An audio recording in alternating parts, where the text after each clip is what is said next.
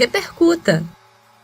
Fala pessoal, muito bem-vindo, muito bem-vinda a mais um episódio do Repercuta Podcast. Eu sou Jário Tavares e vamos contar mais uma história aqui nesse podcast que vocês já sabem o tanto do episódio que sai e o tanto de história que eu vou guardando e tentando contar as histórias. Prazer enorme, satisfação enorme dessa vez receber Ricardo Guedert do Batera Clube. Finalmente a gente conseguiu gravar, Ricardo, bem-vindo, meu irmão. Valeu, Jade aí. Bom dia, boa tarde, boa noite para todo mundo. Saudações. Finalmente aí no Repercuta Podcast. Vamos trocar uma ideia, conversar e estou à disposição para a gente trocar essa resenha aí sobre mercado, sobre Batera Clube, sobre tudo mais aí, beleza? Obrigado aí pelo convite. Massa. Mais uma vítima que eu faço aí. Fugiu, mas não teve como. Fugiu não. Foi difícil, mas eu consegui. É ótimo Ricardo, ser vítima disso aí. Oi. Ricardo, mais de 20 anos, né? Você completou 20 anos no Batera Clube, né, velho? Em 2023, não é isso? 2023 Iniciou em 20 anos. Tem um monte de coisa para saber de você e, enfim, vamos lá. Ricardo, vê só, uma das paradas que mais me chamou a atenção ao fazer o roteiro aqui para trocar essa ideia contigo, e assim, tenho que reiterar que eu consumo conteúdo do Batera Clube desde sempre, assim, desde que eu comecei a tocar. Eu comecei a tocar em 2005 e tal, e tô sempre consumindo conteúdo de vocês e tal. Para mim, você é uma enciclopédia, velho, assim, do que para você entender o mercado, entender produtos, sabe? E tu é um dos caras que ajuda a gente a botar os pés no chão, assim, sabe? Ajuda a galera a botar os pés no chão com relação à própria realidade que a gente vive, né? Na comunidade baterística. Uma parada que eu fiquei pensando de te perguntar era sobre em 2000, hoje, Ricardo, o e-commerce é regra praticamente, não é isso? Mas em 2003, em 2003 era diferente, né, cara? Era um pouco diferente, a gente perguntava como é que era a realidade naquela época, era outro mundo, né? E tu já avisava o e-commerce no início ou não? Então, cara, na verdade, como eu venho já da internet, da época que era o computador de tela verde e nem era internet, era chamada BBS. Muito antes de você, de tudo mais. Isso ali é meados de 95, 96, ali, 94 para frente. Os computadores tinham acesso a uma internet, entre aspas, era o começo, era BBS, aquelas de escada, lembra? Muita gente já usou internet de escada, mas a internet como é hoje, né? Mas ali ainda naquela época era tela verde e era outro esquema, não tem nada a ver com o que é hoje a internet. Então era uma coisa que você só via escrito, conversava com as pessoas no chat, era uma coisa bem assim, e acessava-se muito pouco. Então desde aquela época eu venho já da internet. Aí como a internet foi se modernizando, eu sempre trabalhei de moleque no escritório do meu pai, nessa parte de, que hoje em dia fala TI, né? Na minha época lá era moleque do computador, vai lá, tal, enfim, fazia os contratos, fazia a parte de digitação, de operação do sistema e mexia com internet também, né? Ali, então eu peguei o comecinho de tudo até hoje. E aí a internet foi se modernizando, chegando ali por volta de 99, 2000, 98, ali pra frente. Eu comecei a tocar bateria em 97, e eu comecei já desde de moleque ali em 97, quando eu tinha 18 anos ali, mais ou menos. Eu já comecei a vender muita coisa na época, não só de bateria minhas tranqueiras, mas eu já vendia coisas na internet. Então eu acessava sites de classificados. Não tinha tanto e-commerce, né? Era meio começo de tudo, mas tinha fórum eu vendia videogame, computador, CD, DVD na época, enfim. Então eu já era meio da internet, meio de anúncio, tinha classificados do UOL, tinha classificados num monte de site, de fórum. Então eu sempre fui um cara já de vender coisas na internet, mesmo não tendo um e-commerce meu, e mesmo o e-commerce em si, como é hoje, sendo completamente diferente, muito mais limitado na época, né? Então foi meio natural, nem foi uma coisa muito planejada, e-commerce vai ser o negócio do futuro. Foi mais uma adequação na minha realidade de ser um cara de computador, de ser um cara de BBS, depois de ser um cara de internet, e naturalmente anunciando coisas para vender na internet. Então comecei com outras coisas que não era bateria. Logo depois que eu comecei a tocar em 97, aí sim, começando a comprar, vender coisa ali para frente. 97, primeiro ano, praticamente nulo em relação a isso, mas acho que ali por 99 eu já comecei a vender minhas coisinhas de batera, comprar, pesquisar. Sempre fui muito interessado em produto, em muita videoaula, acho que eu tive todas que tiveram no Brasil, videoaula em fita VHS, de videocassete, depois em DVD. Então, sempre consumi muito esse tipo de produto, muita revista, muita coisa, e naturalmente eu fui tendo cada vez mais coisa minha para vender, de produto de bateria, e como eu era muito atuante no fórum Batera, daquele site batera.com.br, tinha um fórum muito ativo lá, porque não tinha mídia social na época, a mídia social era o fórum, era a principal mídia social que tinha. E nesse fórum e nesse site Batera tinha classificados fora do fórum, tinha classificados no fórum também.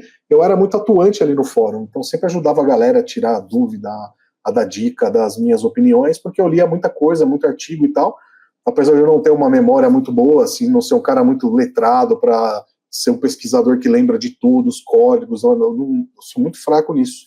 Eu desenrolo razoavelmente em outras frentes, mas enfim, a gente acaba mesmo assim pegando bastante informação e muito vídeo, muita revista, muita coisa de produto, sites de produtos, sites de lojas que já tinham lá fora, enfim. Então comecei a anunciar produtos da RMV ali nos classificados do Fórum Batera. Logo em seguida, já abri um site, ali mesmo, sem CNPJ. O CNPJ do Batera Clube é de 2004, para você ver, é muito perto de quando eu comecei. Então, coisa de alguns meses depois eu abri CNPJ, mas já trabalhava antes como pessoa física, e ali abri o nome Batera Clube, sempre tive esse lance de clube, de comunidade, na ideia, na cabeça, via meu pai nos empreendimentos dele fazendo umas coisas relacionadas a clube, relacionado a pessoas, a criar comunidades, já desde aquela época, já com uma ideia meio assim. Então sempre tive isso, cara, e o Batera Clube realmente partiu o nome clube para realmente ser uma comunidade, né? Comunidade que eu já frequentava, comunidade do Fórum Batera, comunidade de fóruns e sites de computador, de games, de mídias, de música, enfim. Então já era muito ligado nisso. Então foi meio que natural, não foi uma coisa pensada e planejada, o e-commerce vai ser um negócio do futuro, não. Veio ali de anunciar em classificados, depois de, tem um cara aqui em Guarulhos que tem um portal de e-commerce, bem na época de 2003 para 2004. Ali eu entrei, guaru.net, era o pessoal. E ali eu comecei com e-commercezinho, cara. E aí, desde sempre, pegando cada produto que eu tinha acesso, fazendo uma cirurgia em fotos, assim, tudo em detalhe, como sempre. E antigamente o site era mais antigo, era bem pior, mas cabia muito mais foto, né? Porque eu botava as fotos no corpo do anúncio, cara. Aí tinha, às vezes, bateria que eu tinha 40 fotos, 50 fotos de uma bateria.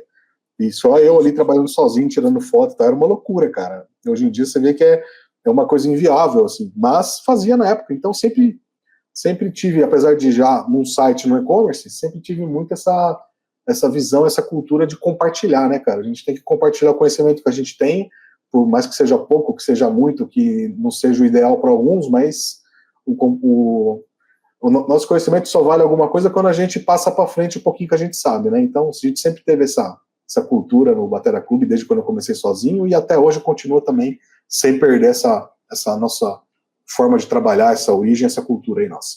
Eu sempre percebi isso, o teu perfil acolhedor mesmo, com todo mundo, sabe? Independente do nível do baterista e tal, enfim.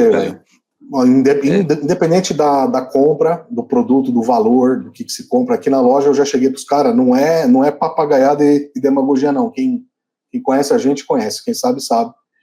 A gente realmente tem uma importância muito grande com o dinheiro do cliente, porque, cara, às vezes o cara compra uma baqueta da mais baratinha, uma chavinha de afinação da mais barata, e às vezes, cara, o cara tá passando aquilo ali, é tudo que ele tem naquele momento para ele conseguir adquirir aquilo, assim, é uma coisa muito importante.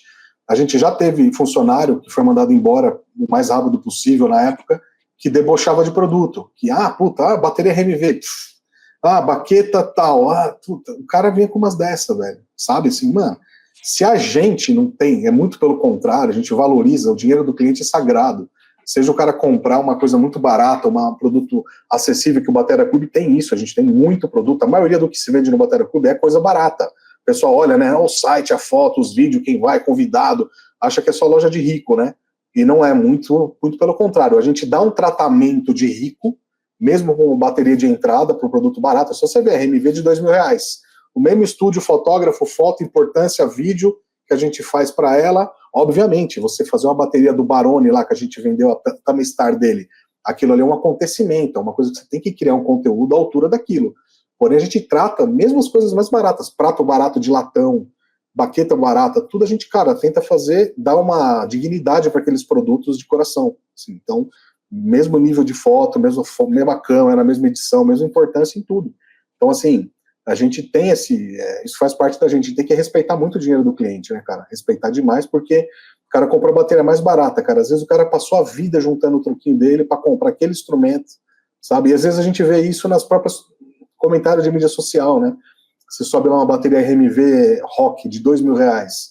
Tem gente que debocha, dá risada. Fala, cara, não tem noção de quão isso é enorme na vida de uma pessoa que só pode comprar essa bateria, sabe? É uma coisa muito importante, assim. E pra gente que trabalha com isso também, tratar aquele instrumento de uma forma digna, né? Tratar aquele instrumento de uma forma... Porque o cara que tá comprando essa bateria de 2.000 hoje, é o cara que, se Deus quiser, daqui a alguns anos vai comprar uma de 20, ou vai poder comprar, pelo menos. Então, tem que tratar bem tudo que a gente pega na mão e tratar com dignidade. Então, respeito máximo ao dinheiro do cliente, seja um pedidinho de nada, que nesse falando como a gente atender, né, um pedidinho de nada em questão de valor pequeno, né? O preço pequeno, né? O custo pequeno, mas o valor daquilo é muito importante. Então, cara, seja o que for de produto, cara, é sempre tratado com muito respeito e muito respeito ao suor do cliente, né? Porque cada centavinho que eles estão botando aqui dentro para ter um produto, a gente tem que valorizar aquilo e tomar conta, né, disso daí. Perfeito. Ricardo, o início era de casa mesmo? Tu tinha um estoque em casa mesmo? E como é que era o cenário lá no início, o cenário de vendas? Então, ali, cara, eu comecei... o meu estúdio era dentro do meu quarto, onde eu dormia, lá embaixo da casa dos meus pais. O estoque era a garagem lá, onde meu pai guardava o carro dele e tal. Tinha um espaço da garagem que eu roubei lá para empilhar a bateria. Cara, e é impressionante, assim, no começo ali, na 2003, 2004, o Batera Clube ali, cara, eu sozinho ali, trabalhando sozinho na época. Eu brinco, né? Eu falo, pô, eu já fui bom. Hoje em dia tá complicado, eu já fui bom. Ali, cara, dentro da casa dos meus pais, o Batera Clube era top 3 da RMV no Brasil, cara, pra você ter ideia. Caramba! E isso com um monte de loja enorme comprando, loja até já vendendo na internet, ali depois no começo e tal, 2005, 2006, por ali. Cara, mesmo trabalhando na garagem dos meus pais lá, a gente conseguiu ali ser no top 3 da RMV no Brasil. Era uma loucura, assim, vendia bastante, porque era um mercado que tinha uma demanda reprimida.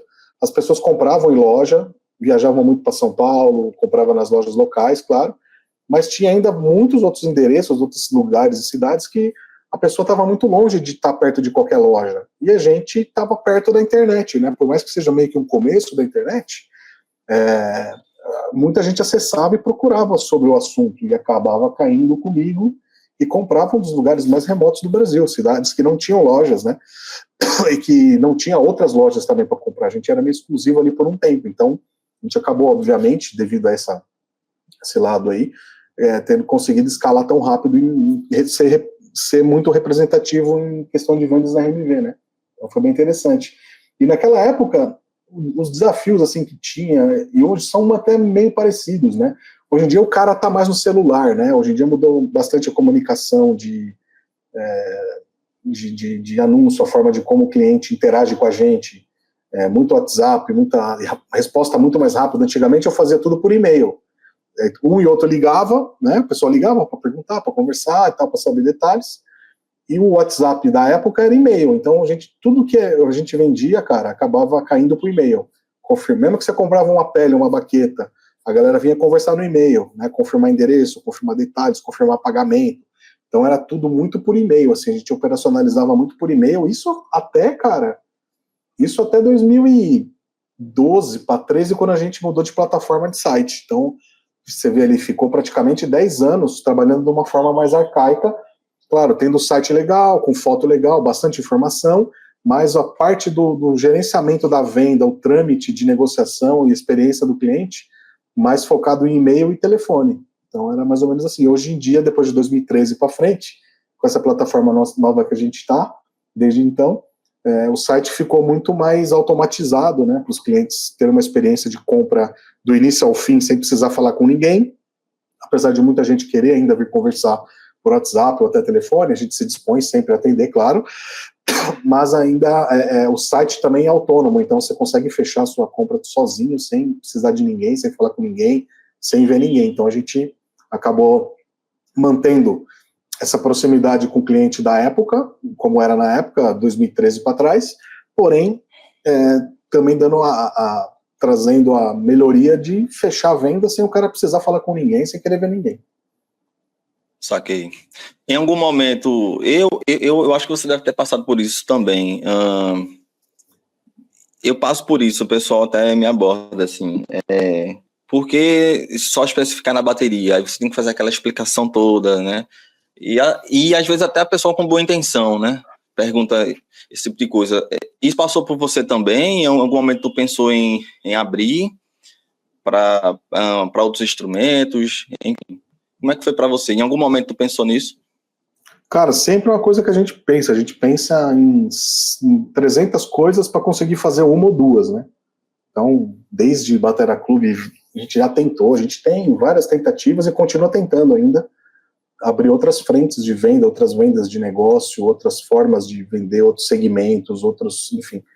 Mas a gente já fez algumas abordagens em relação a isso.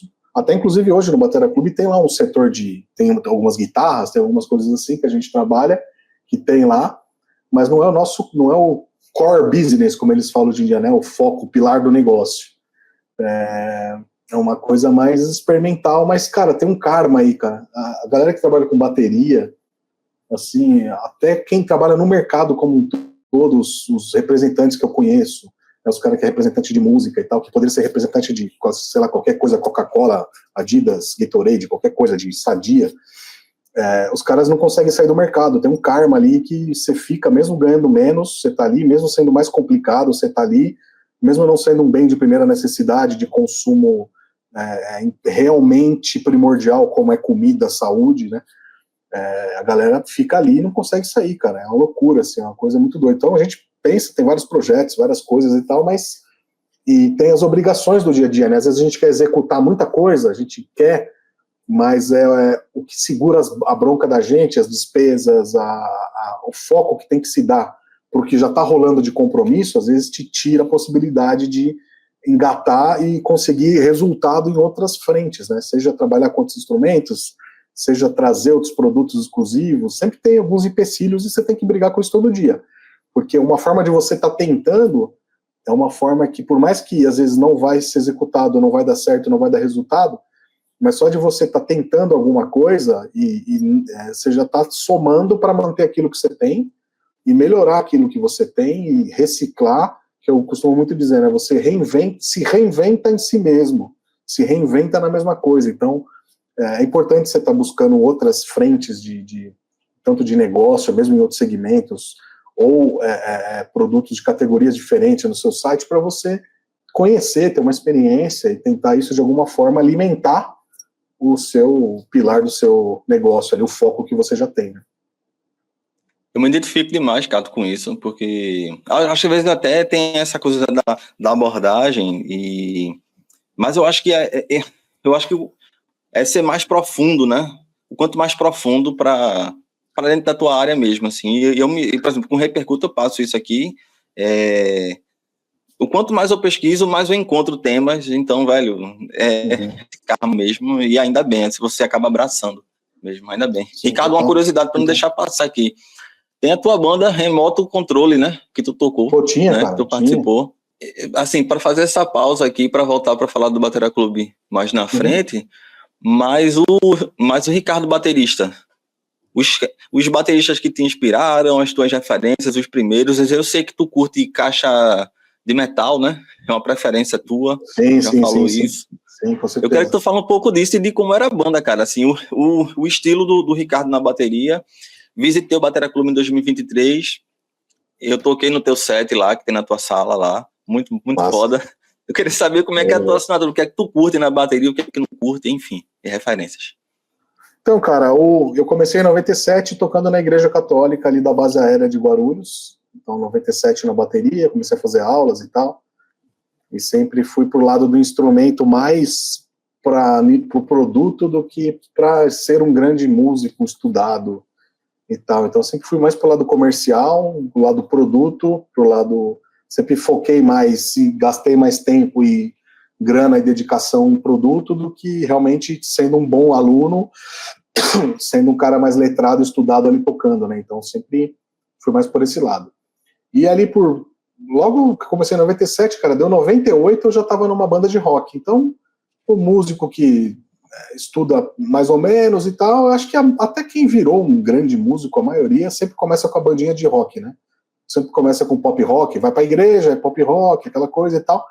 E eu sempre fui um cara envolvido com rock, assim, cara. Depois de comecei a tocar batera, sempre fui um cara mais envolvido com ouvir rock, ouvir metal, ouvir muita música instrumental, sempre por esse lado, assim.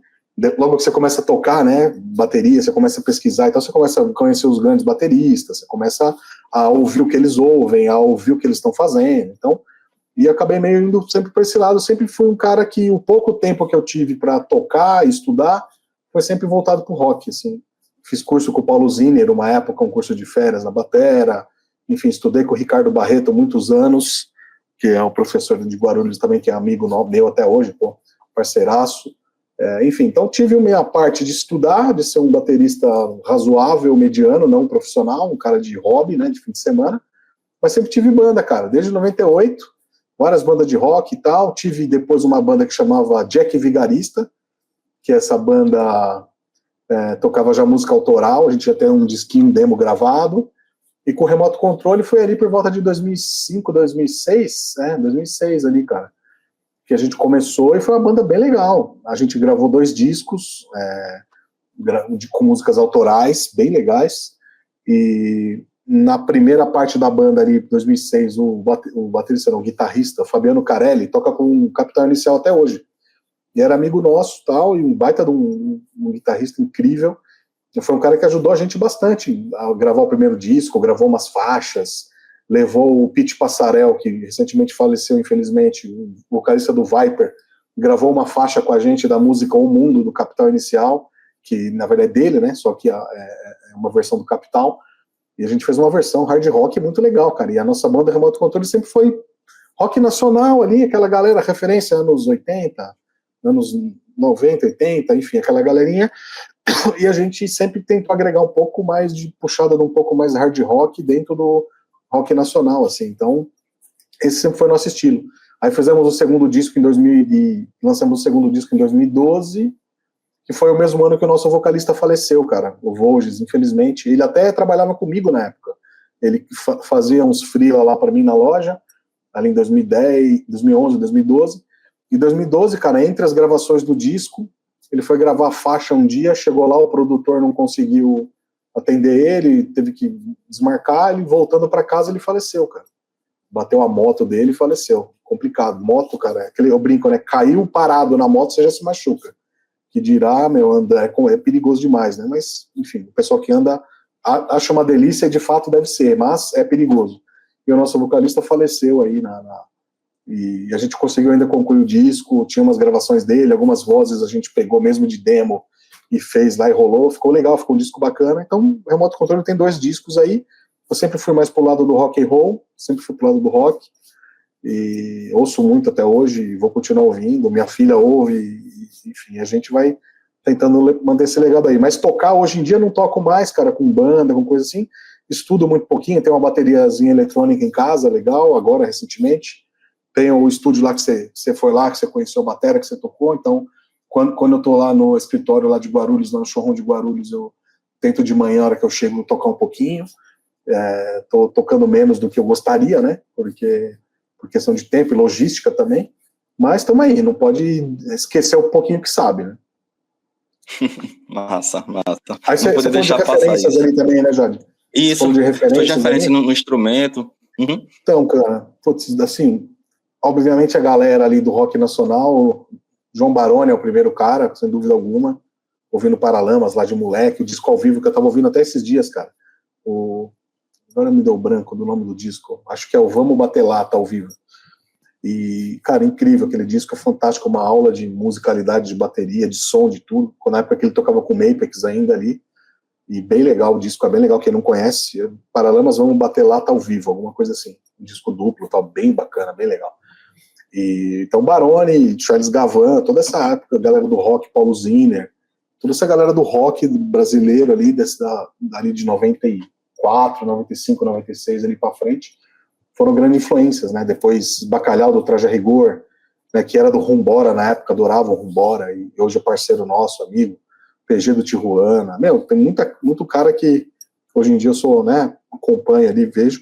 E um cara que me deu um choque na época, a primeira videoaula que eu tive, que um cara que eu já virei fã na hora é o Cuca Teixeira, o vídeo Nuclear Fusion, era um VHS que eu peguei lá na escola de música que eu estudava, em Guarulhos, a primeira escola que eu estudei, com o professor Alberício, e eu peguei essa fita lá, eu comprei a fita original, cara, na época lá, e botei a fita do Cuca Teixeira, assisti, eu falei, ixi, cara, acho que não vai dar pra ser baterista assim não, cara, não vai ter como isso aí, isso eu quero ter que mergulhar, né, enfim, então esses foram alguns nomes, assim, de baterista brasileiro, e de referência mesmo, assim, se eu fosse escolher só um cara de todos, é muito complicado, mas eu gosto muito do Alex Van Halen, acho que um som, uma autenticidade extrema, assim, então um cara de referência gigantesca, assim, para mim, até o som, a banda, o estilo de tocar, tudo, gosto muito dele, então é uma referência absurda, assim, e diversos outros nomes, cara, pô, tem gente aí que eu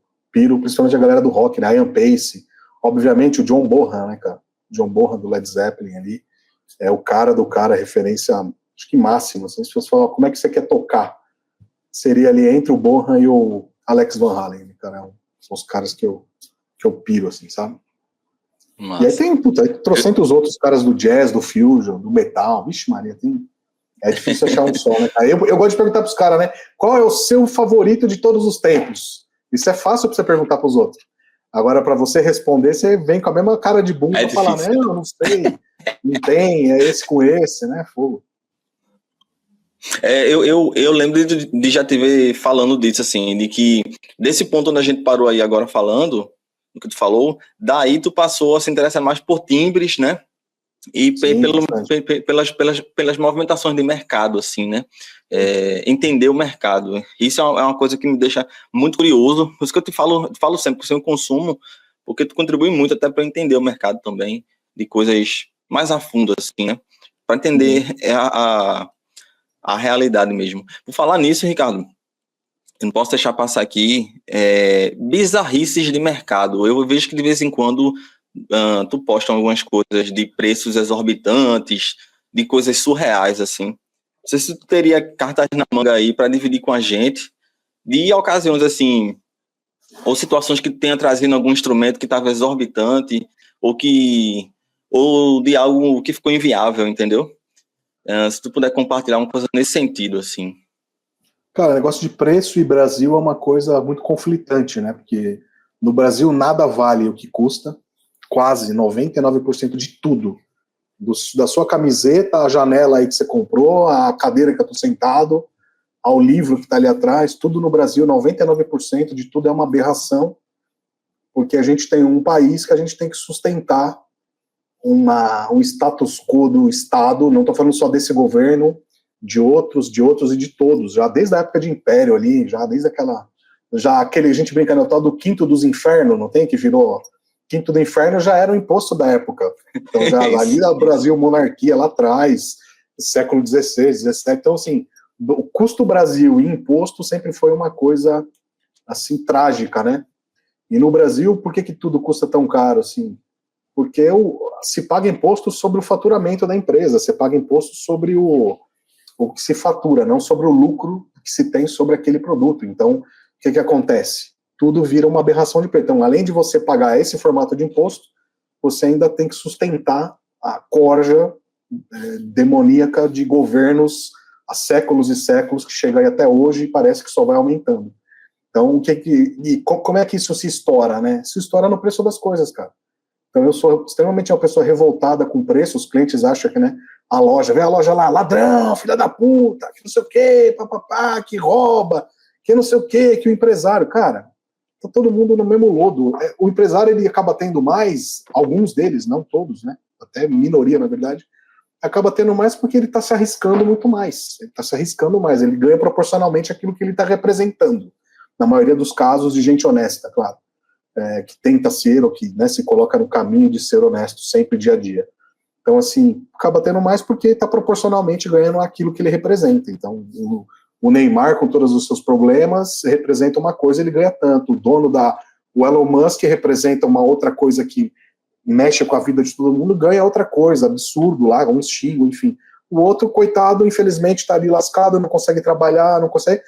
Está proporcionalmente ganhando aquilo. Merecia mais? Sim, pode ser, enfim. Aí já é um assunto filosófico, antropológico e psicológico, que já é uma conversa longa de boteco aí. Mas, só falando de preço no geral, então eu vejo, assim, no Brasil, assim, então sou extremamente revoltado com o preço de tudo, de mercado, acho tudo uma aberração, tudo o fim do mundo. Mas o Brasil, ao mesmo tempo, ele é heróico, né? Porque a gente é heróico, o povo, né, brasileiro, o bom povo brasileiro, que é a maioria, na minha opinião. Pode parecer que não, né? Eu costumo dizer que para você poder limpar a sujeira de uma pessoa ruim, você tem que ter 10, 20 pessoas boas para compensar aquele. Então, é uma coisa muito difícil de dar conta, mas a gente dá conta, porque o brasileiro bom, cara, é o melhor brasileiro, é a melhor pessoa do mundo. Não tem nada igual um brasileiro bom, cara. E tem muito brasileiro bom, a maioria é boa, mas para limpar a cagada dos poucos é um trabalho muito grande. Então, o Brasil, ele é heróico ao mesmo tempo, porque a gente paga tudo mais caro que todo mundo. Você pega os países do G20, dos 30, 40, 50 países do mundo aí, top 50, o Brasil, cara, muito provavelmente, né, para não dar certeza total, é o país mais difícil de fazer negócio.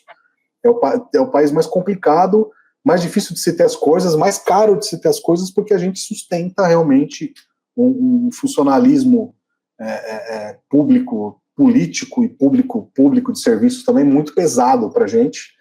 E a gente não tem nada em troca, né? Então você paga, você não tem... Você tem ali um serviço ou outro ali que é uns engana-trouxa, né? Não 100%, mas a maioria, e você fica sustentando aquilo. E mesmo assim o Brasil vai para cima, cara. O Brasil é sempre assim, você pode pegar os rankings aí. Top 5 mundial de consumo de carro, top 5 mundial de cirurgia plástica, top 3 de helicóptero, top 3 do mundo de barco, Então o Brasil consumo geral de arroz no mundo, o Brasil, consumo geral de carne. A gente sempre tá, cara, mesmo o consumo das classes baixas até as mais altas, a gente sempre desfila, cara, como destaque do mundo no volume de consumo. Então o Brasil, não é à toa que a gente é a 10ª economia do mundo, mesmo tendo tanta coisa pobre. Eu vejo o Brasil, o pessoal fala, o Brasil é pobre. Cara, não é. O Brasil é podre de rico. O Brasil é disparado o país mais rico do mundo, de todos, disparado infinitamente. Mas a forma como a gente consome as coisas, quem nos tá aí com a gente para poder dizer que nos governa e os interesses de um e de outro, cara, joga isso tudo na lona. Mesmo assim o Brasil tá ali, pagando o que paga, custando o que custa. Você vai falar para um gringo que uma bateria Tama Star, aquela que o Baroni comprou com a gente aí, que eu te falei, gastou 110 pau, foi para essa bateria. Isso eu tô falando porque é público. Então, um kit de tambor, 110 mil reais, cara. 3 tom, 2 surdo e bumbo, sem caixa. O cara foi e comprou. Aí você faz a conversão lá, tá barato. Por que tá barato? Porque você pega o preço nos Estados Unidos, dá mais ou menos 80 mil reais, 90 mil reais. Aqui ele pagou só 110. Mas ele tá pagando 110 mil dinheiros, né? Você vai nos Estados Unidos, essa bateria custa 15 mil. Aqui a gente paga 110 mil. Aí você pega o salário mínimo de fora, Europa, Estados Unidos, ali a média. Salário mínimo exatamente não tem, mas às vezes a média salarial do americano com o brasileiro vira mais uma bizarrice ainda, enfim. Então, assim, você vai falar para um gringo que a bateria aqui a gente vendeu por 110 mil dólares para ele, 110 mil dinheiros, o cara vai como, cara? Aqui custa 15 mil dinheiros, como é que isso pode existir? Existe, e tem mercado, um e outro ainda compra, um e outro investe. Então o Brasil é maravilhoso por conta disso, cara. Passa o que passa, é um absurdo tudo, e ainda assim você vê que a gente consegue dar um jeito, cara. O mais pobre, classe D, classe C, classe B, classe A, sustenta o Brasil, cara, carregando nas costas, e a gente vai dar um jeito sempre, mano. Porque eu sei que o brasileiro bom vai fazer isso aqui acontecer. O Brasil não acredito que vai acabar, não acaba, porque, cara, é muita gente boa trabalhando. A gente vê muita coisa na mídia, porque tudo que a gente vê em mídia, mídia social, jornal, coisa arada, informações é sempre buscando passar uma imagem ruim, passar uma informação ruim, porque é o que chama atenção para parar para ver. Se você não vê desgraça ou informação ruim, você ignora. A gente é meio ingrato, né? Vê uma e outra notícia boa, e quando a gente vê notícia boa é para levantar a pauta daquele, ou daquele aqui, ou daquele lá, para poder falar, e nunca da causa que está por trás, né? Mas, enfim, nunca estou falando de uma forma 100% assim, mas eu sinto que a maioria. Então, assim, a gente consegue carregar nas costas, o Brasil vai, a gente dá um jeito, e por mais que os preços sejam bizarros, cara, porque é bizarro para bateria, um par de baqueta importada hoje está R$200 à vista no Pix, de importador oficial, tem muita coisa pirata também, tomem cuidado. Prato, a gente está falando de pratos Zildjian de 5, 6 mil reais um prato, é um absurdo, assim, cara, saca? Mas também, isso vão pagar 1 quilo de uma carne de segunda, já está R$45. R$40 uma carne que não valeria 15, e a gente está pagando, e o pessoal vai lá e faz o churrasquinho no fim do mês, no fim de semana. Cara, vai comprar um saco de carvão, um saco grande, mais de R$50, cara, um carvão. Pelo amor, carvão, velho, um bagulho pra tacar fogo. Isso, exato. É uma aberração. Qual é o custo de produção disso? Exato. Não é, já deu uma Coca-Cola, R$12, 13, R$11 uma Coca-Cola de 2 litros, vale 2. A gente tá pagando 13, sabe? Então, assim, cara, o Brasil é isso aí, a gente dá jeito. Você compra sua Coca-Cola aí, sua bebida, você faz seu churrasquinho de vez em quando, você tenta viajar de vez em quando, a gente dá um jeito, troca o carrinho aqui, faz um negócio ali, e o Brasil não pode parar, cara. Então, por mais que custe isso, a gente tem que continuar insistindo e lutando contra isso. Acho que a gente tem o direito de se indignar, de ficar puto.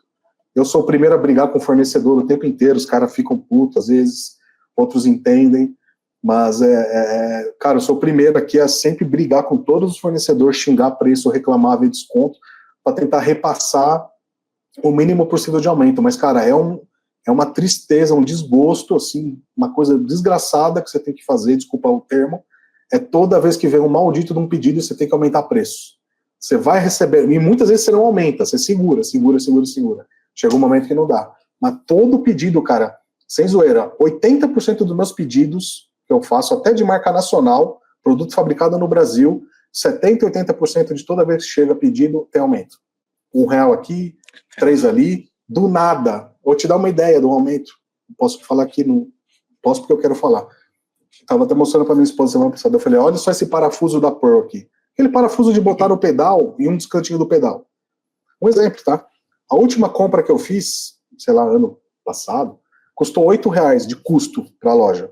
Um parafuso, assim, parafusinho. Aí virou o ano, não sei o que, de R$8, eu já paguei R$49 no mesmo parafuso, um parafuso. R$49 para 8. Qual que é a mágica? Aí eu falo com o importador, tá, mas e aí, cara, que desgraça é essa? É aumento de fora. E isso eu vi lá fora. Os caras estão vendendo um parafusinho desse por $10. Cara, por $8, $7, um parafuso. Né? Então você faz a conta. Puta, um zero a mais vai custar para o cliente R$70, sei lá. Não tá o fim do mundo, porque você fazendo a conta do um zero a mais ainda tá bom. Então, assim, enfim, cara, a gente lida com essas coisas. Aí do nada aumenta bizarro as paradas, assim. E pega carro que custa hoje, que custava há 10 anos atrás, aí teve a pandemia. 10 anos não esquece, pandemia. Cara, teve carro que dobrou de preço de 2020, janeiro de 2020 para hoje.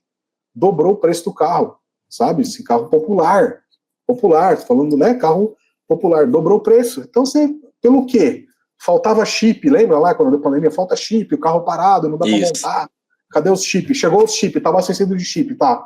Cara, ninguém baixou o preço, cara. Aumentou para todo mundo. E não é só filha da putice da fábrica. Aumentou geral mesmo, assim, a classe média, no geral, classe A, B e C, e até a classe D também, que tem um grande poder de consumo. Infelizmente, a classe E é de mais extrema miséria, né? Então você pega a classe A, B, C e D, cara, empobreceram ainda mais. Classe ABC, então, empobreceu assim absurdamente. É só você ver a escolha que você vai no mercado. Você fala, compra, cara, há 5 anos atrás, 6, eu tava conseguindo comprar isso com menos desespero, tá bom? Aumentou lá fora, dobraram o preço das coisas. Então, caixa Ludwig que você comprava antes da pandemia por $400, agora já está 700. Kit de prato já está passando de $1.000 nos Estados Unidos.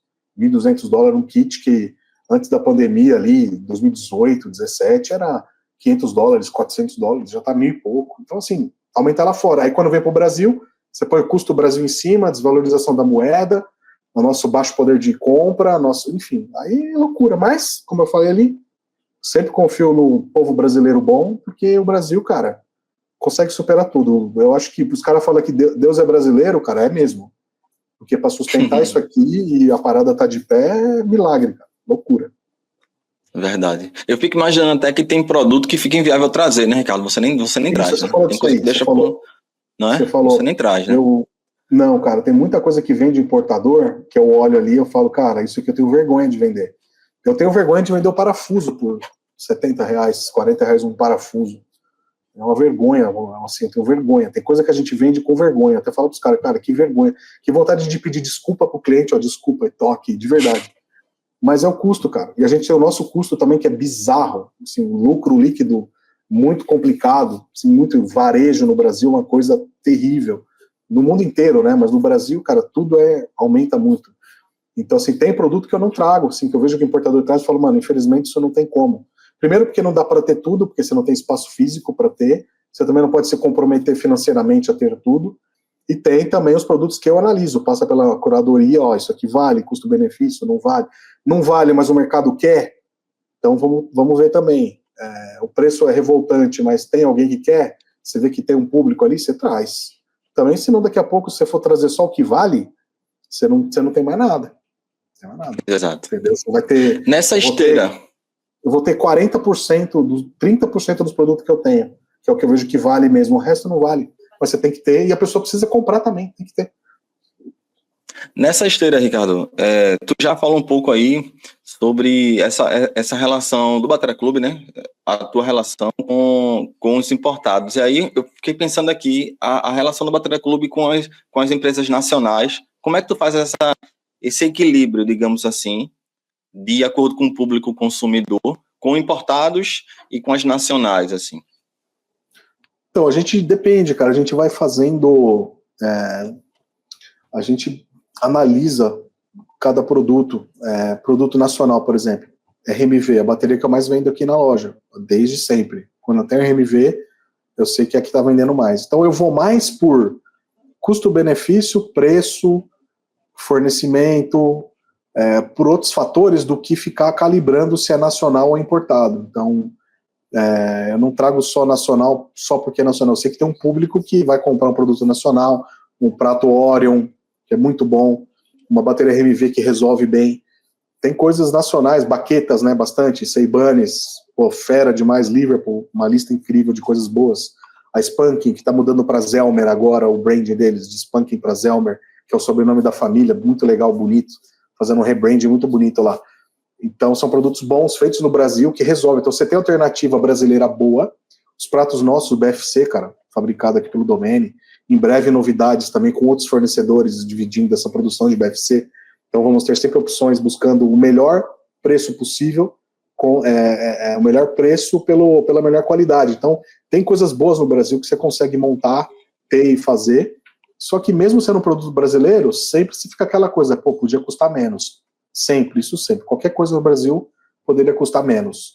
Mas o produto nacional, ele entra numa esteira ali de acessibilidade. Então é sempre um equipamento que você não pode gastar 5 pau num Zildjian, você compra um BFC por 2 pau. Entendeu? Você compra uma bateria, não posso gastar 25 numa Pearl, vou comprar uma RMV de 3, 4 pau. Entendeu? Mas tem também uma Michael por 3,5, 5 pau, 4 pau, dependendo da configuração. Produto importado, legal. Marca brasileira que traz produto de fora, show. Oderi, espetacular. Marca brasileira, que hoje em dia, grande parte de tudo que eles faturam, a maior parte, na verdade, é produto importado. Mas é uma marca brasileira, que faz coisas fantásticas, com cara deles, fugindo do genérico, trazendo coisa muito boa importada, produto de entrada, a bateria deles, a The Tiger, por exemplo. Feita pensando no consumidor brasileiro. Puta bateria de entrada fantástica, bonita, boa, canta pra caramba, casco bem feito, pele boa, ferragem boa, já vem com pratinho de estudo ali de latão para quebrar um galho, vem com banco. Enfim, então tem marcas brasileiras também, que traz produtos importados, que resolvem muito. A própria Seibanes, que faz baqueta, tem o X-Pro, que é produto importado. A Liverpool traz produto importado também. A Spank, Gunzelmer, traz produto importado. Então a Michael, marca brasileira, trazendo coisa.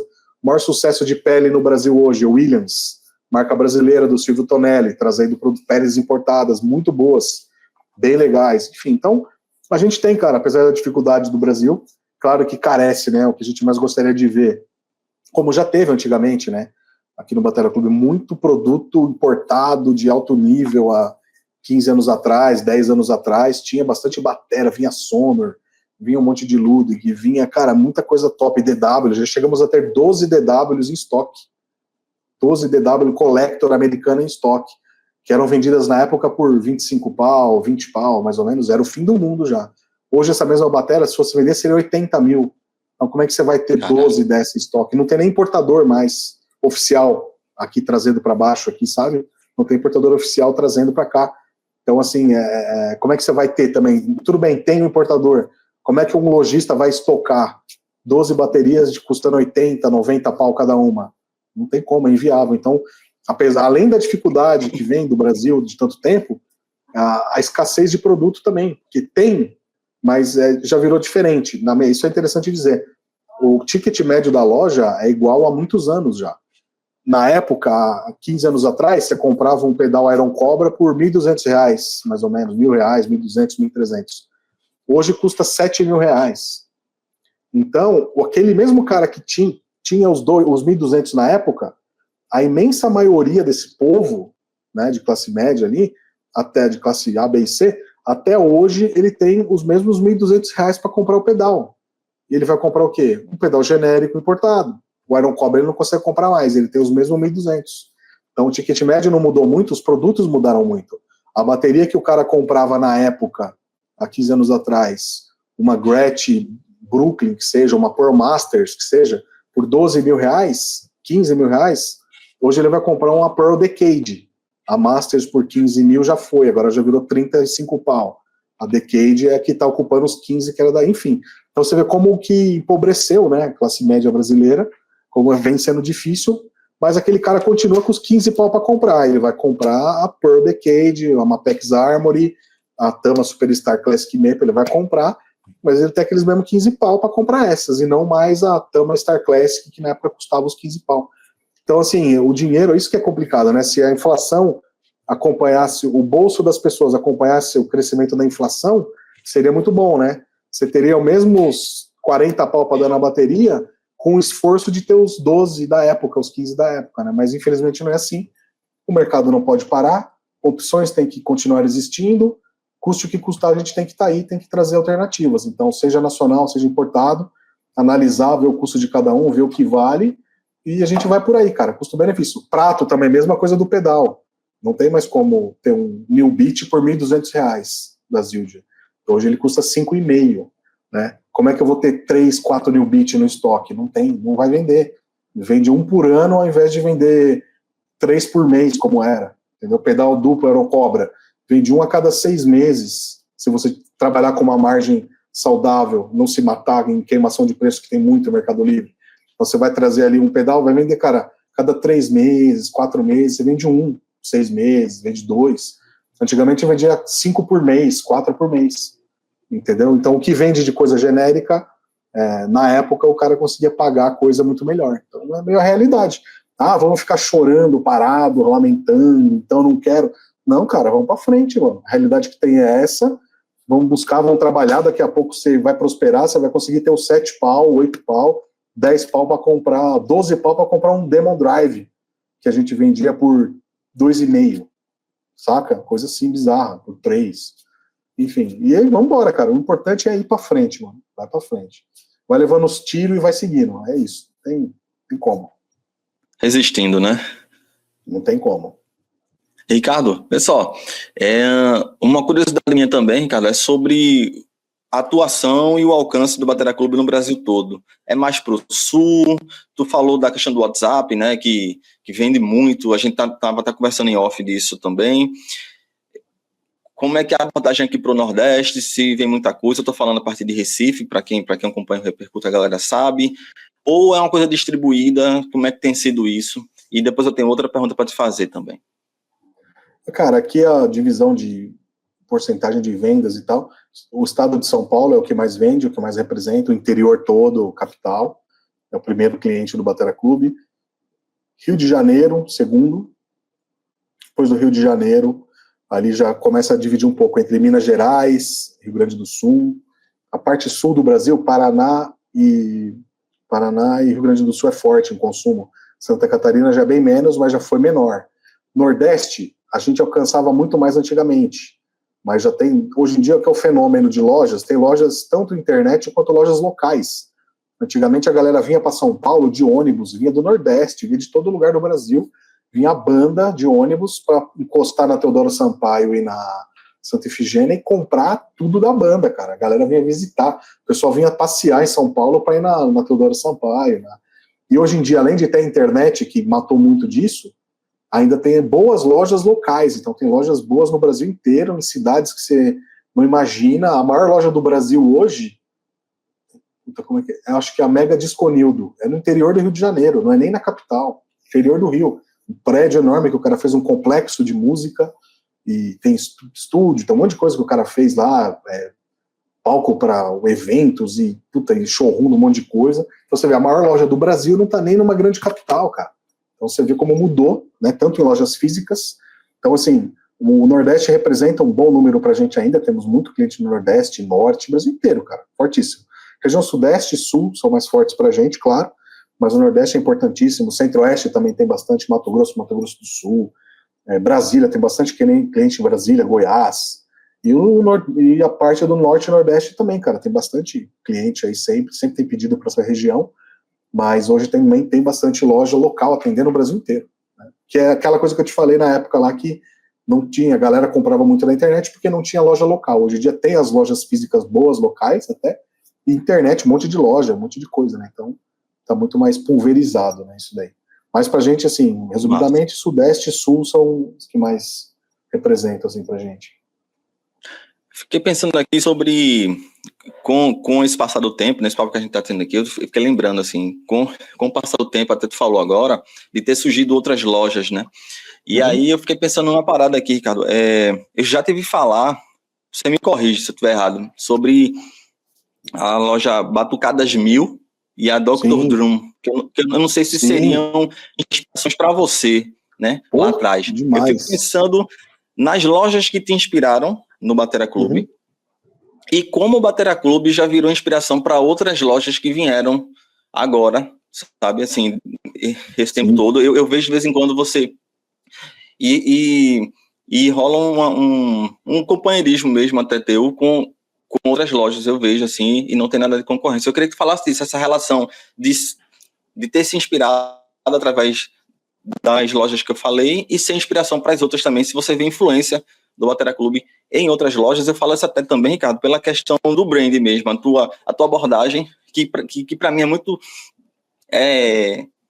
assim, eu vejo o Batera Clube, para mim, é despojamento e elegância, assim, sabe? O jeito da abordagem. Eu me identifico bastante também com isso, sabe? Então, Legal. Eu queria que tu falasse um pouco disso aí também, cara.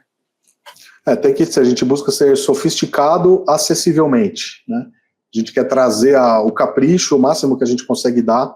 Uns reclamam que é uma porcaria, a imensa maioria gosta, e a gente entrega o melhor que a gente pode sempre, todos lá dentro, tudo. Então a gente tenta aliar um pouco de sofisticação, só que tudo sendo o mais acessível possível. Tá aí também a nossa razão de tratar um produto barato, também com muito carinho, muito respeito, né? Então isso coloca os pés da gente no chão, né? Então é assim que rola. Mas na época, cara, eu como era muito roleiro de produto, sempre fui muito cliente das lojas, na Teodoro Sampaio principalmente, gente vendendo na internet, também nos classificados, já na casa de um, de outro, buscar tranqueira e tal. Enfim. Então, Batucadas 1000 foi muito legal, cara. Eu tenho várias memórias de Batucadas 1000 lá, comprava com Xuxa as coisas, comprava caixa, comprei bateria, comprei prato, muita coisa. Eu vivia rodando as lojas lá, né? Então, sempre ia na Made Brasil, que existe até hoje, a finada Gangue também, que era muito legal, comprei muita coisa na Gangue. E a Dr. Drum, cara, você acredita que eu fui uma vez com um amigo meu? Eu não tenho muita memória de lá, mas eu fui com um amigo, não sei, ver alguma coisa, isso deve ter sido 98, por ali, buscar alguma coisa que eu não lembro o que era para ele e tal. Eu tenho a memória, porque Batucadas 1000 e Dr. Drum são duas referências que eu tenho de realmente lojas especializadas em bateria e percussão, de fato. Eles não foram a primeira, como o Batera Clube foi, em ser a primeira loja especializada na internet. Isso o Batera Clube foi, por isso que às vezes falar a primeira do shopping do Brasil, eu não corrijo, eu falo, não, primeiro do shopping online do Brasil. Isso a gente foi, né? Mas essa galera já estava antes, aí um tempo, sendo loja especializada também. Dr. Drum tinha serviços, acho que tinha até locação de equipamento, venda e tal, era bem legal. Não sei se era no Alto da Lapa, era algum lugar em São Paulo ali, cara, na região ali. E era muito legal, e Batucadas Mil eu convivi muito mais, porque era um bairro retirado, esse Dr. Drum, né, bem retirado do polo ali, Santa Efigênia / Teodoro Sampaio, né. E essas lojas sempre inspiraram, né, cara, era uma época legal, porque foi logo ali depois dos anos 90, comecei em 97, 98, era a época áurea dos produtos chegando no Brasil. Ainda não foi a primeira onda foi depois de 91, 92, que o Collor abriu as importações, e abriu de fato, né, de fato foi aberto e tal, foi feito, enfim, ali ele serviu para alguma coisa, pelo menos, de dar um empurrão nisso daí. Então abriu-se as porteiras, gente que é mais antiga que eu, que tinha loja e tal, enfim, o pessoal da Músicos, na Teodoro Sampaio, falava, cara, vinha containers e containers de baterias Pearl, de bateria Mapex, de Premier, de pratos Saber, pratos Zildjian, os caras vendiam horrores. Tanto que os importadores da Santíssima Trindade, pecados à parte dos 3 importadores, né, Abro, Pride e Equipo, né, foram as 3 gigantes na época que traziam essas marcas para o Brasil e, cara, eles estouraram exponencialmente, arrebentaram de vender. E ali em 97, 98, quando eu comecei, tinha muita coisa nas lojas ainda, cara. Muita coisa que a gente não sentia que era tão caro, né? Até via. Eu lembro uma vez que eu fui na Gangue, cara, até hoje eu relembro, isso foi 99, por aí, 2000, 99. Tinha uma DW Collectors americana de R$5.000. Eu quase vomitei na loja. Cara, como é que pode existir um kit de tambor custando R$5.000? É o fim do mundo isso. E hoje seria uma piada, né, uma bateria de R$5.000. Apesar de custar os mesmos 5 mil nos Estados Unidos, essa bateria, mas no Brasil era R$5.000, já era uma loucura. Nos Estados Unidos deveria custar, na época, a inflação, uns 3 mil, por aí. Mas enfim, eu fiquei chocado com uma DW custando R$5.000. Tinha uma Yacht na Gangue, enfim. Tenho muitas lembranças, muita coisa que me estimulou, porém vindo para uma realidade diferente. Um cara da internet, sem capital de nada, de ninguém, de família, de claro, obviamente. Ainda bem que não foi assim, né? Tive o apoio dos meus pais lá para ceder o espaço, meu pai apoiar, puta, legal, faz aí, vamos ver o que dá, você não vai voltar para a direita, o que você estava fazendo, trabalhando aqui e tal, não, quero fazer isso, vou fazer e tal. Enfim, por enquanto está dando certo até hoje, estamos lutando e batalhando para dar certo sempre, né? Mas tive que pegar toda aquela inspiração daquelas lojas incríveis, coisa gringa que eu já via, né? Já via bateria, tem um site, cara,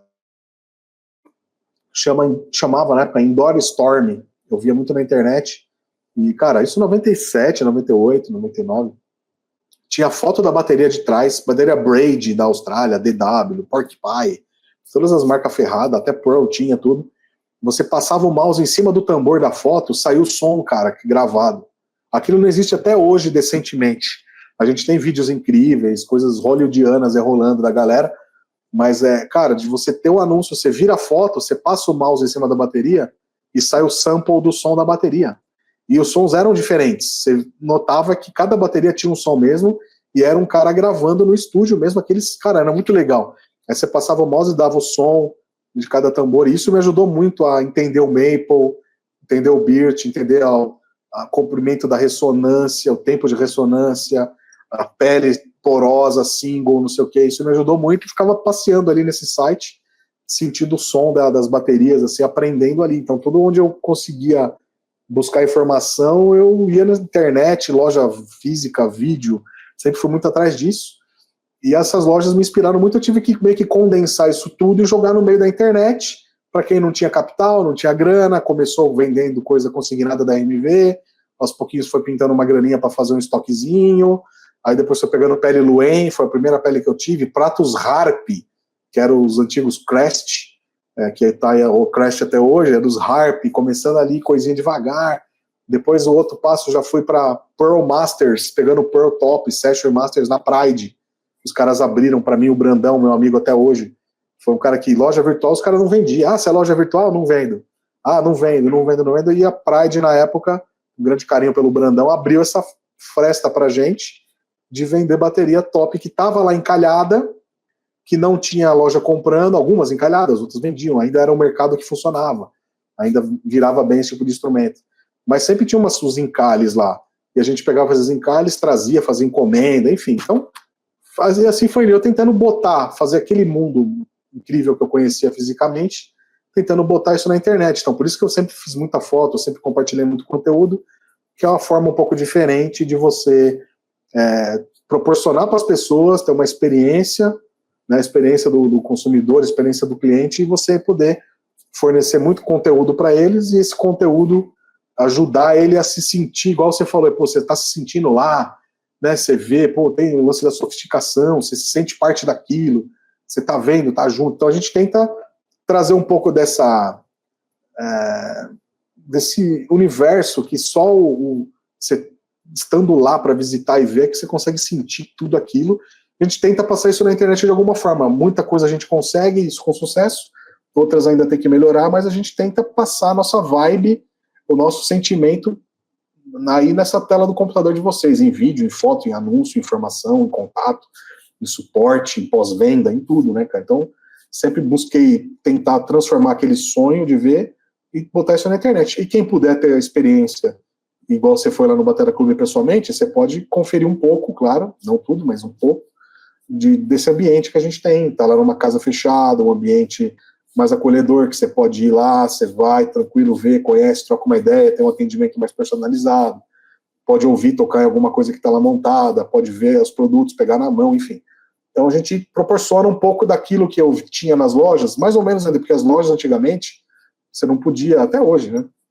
A maioria delas, você não pode chegar lá, encostar, tocar e ver, mas tudo que a gente tem no Batera Clube que está no showroom, cara, você pode pegar na sua mão, ver, alguma coisa você pode até tocar, alguma coisa você pode testar.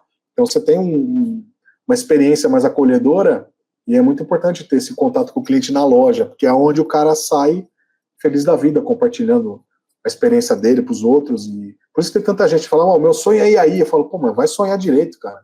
Vai sonhar alguma coisa melhor na sua vida.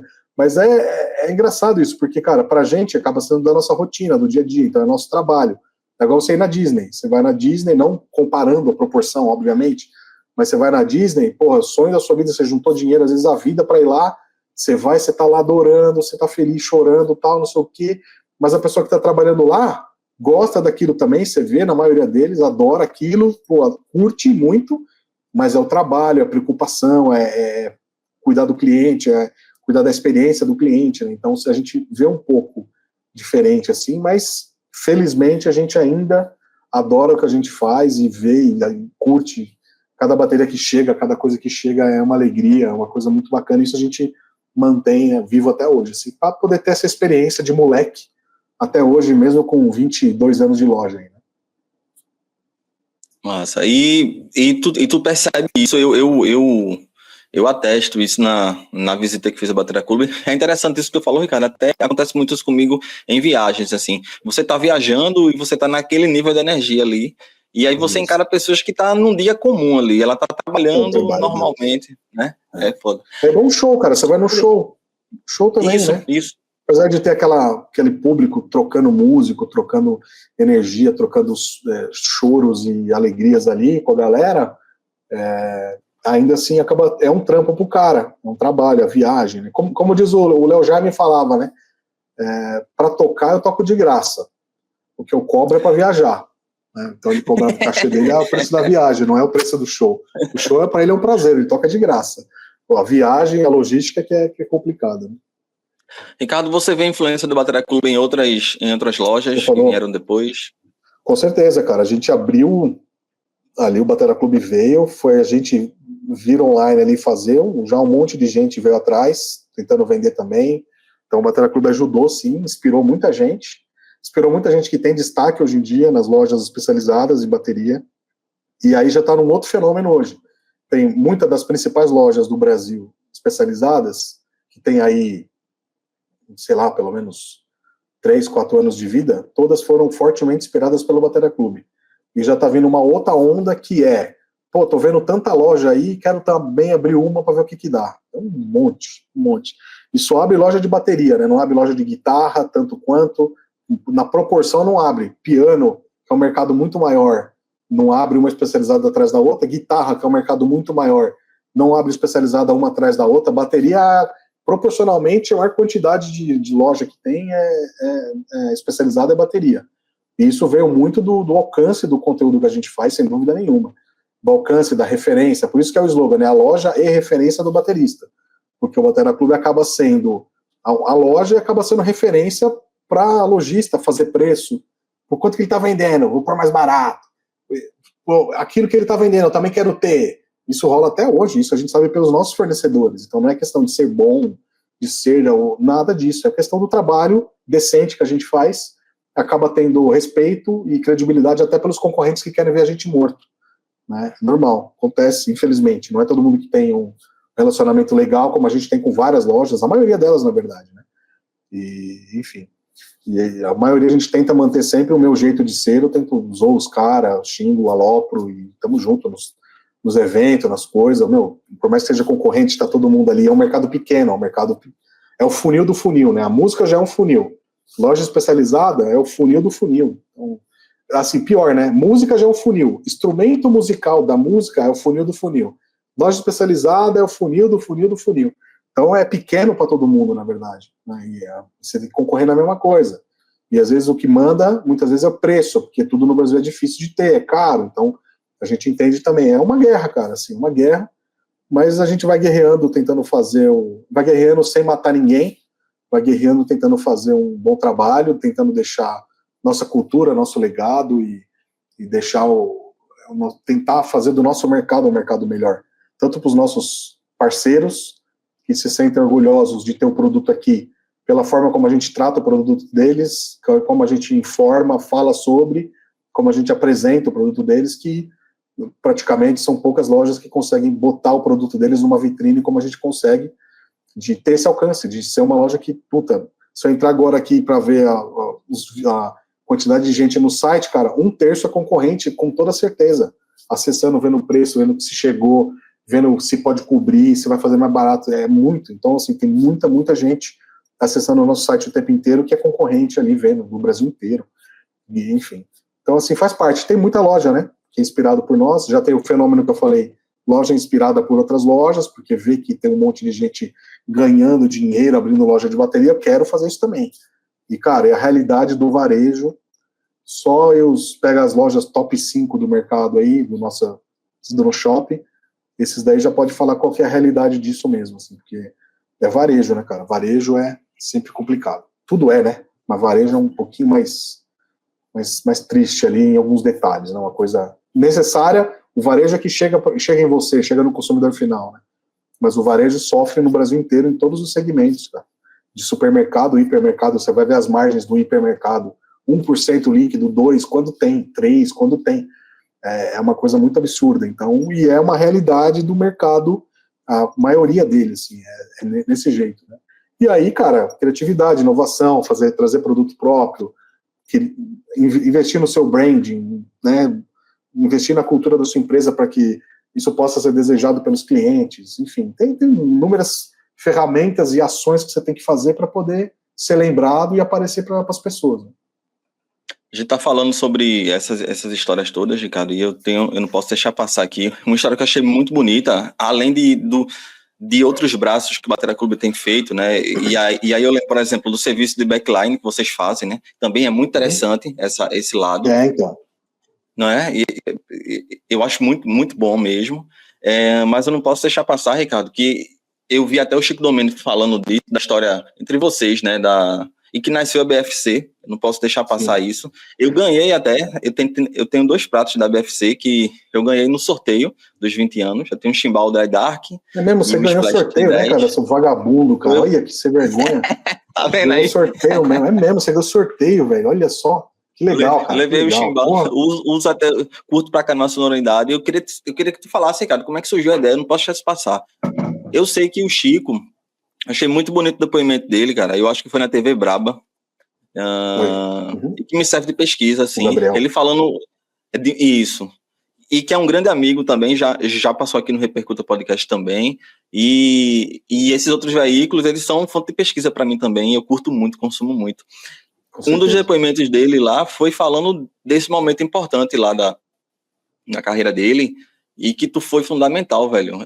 Um parceiro, um amigo, né? Na verdade, e que tornou viável, ajudou a tornar viável, né? Grande parte do andamento da Domain Symbols. E aí teve esse movimento contrário com a BFC. Quero que tu fale como é que surgiu a ideia, curto muito a sonoridade, vou logo dizendo aqui, muito mesmo. Os endosses que você escolheu, que para mim eram bolas quicando ali, o Douglas Las Casas, o Carlos Bala, enfim, sim, a abordagem da ícones, BFC, né? velho. Exato, exatamente. Então, o Chico, cara, eu conheço ele há bastante tempo já há mais de 10 anos aí, 2025, acho que já há mais de 10 anos, e o Chico até era cliente nosso, já comprou bateria na época, tudo, enfim. E o Chico, cara, desde antes da gente fazer o esquema de BFC e do MNC como é hoje, a gente já fazia projetos, porque o Chico sempre mexeu com prato já, deve estar indo para uns 25 anos já fazendo isso, provavelmente, quase isso daí.